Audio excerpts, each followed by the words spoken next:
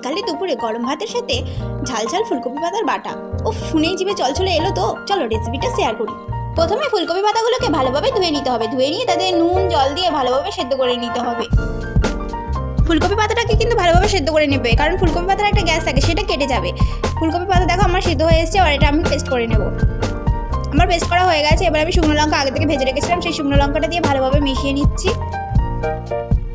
আচ্ছা, তোমরা কি এর আগে কোনোদিন ফুলকপি পাতা বাটা খেয়েছো নাকি এই প্রথম? কমেন্টে কিন্তু জানিও। চলো, আমার হয়ে গেছে। এবার আমি কড়াইতে তেল দিয়ে দিলাম। তেল দিয়ে তাতে পেঁয়াজগুলো দিয়ে দিলাম। পেঁয়াজটা লাল লাল করে ভেজে নিয়ে তাতে রসুন দিয়ে দিলাম। রসুনটাকে ভেজে নিয়ে তাতে আগে থেকে যে পাতাটা বেটে রেখেছিলাম সেই পাতাটা দিয়ে দিলাম। পাতাতে নুন দিয়ে দিলাম। এবার এতে আমি একটু হলুদ দিয়ে দেবো। দেখো পাতাটা দেখতে কতটা ইয়াম্মি হয়েছে।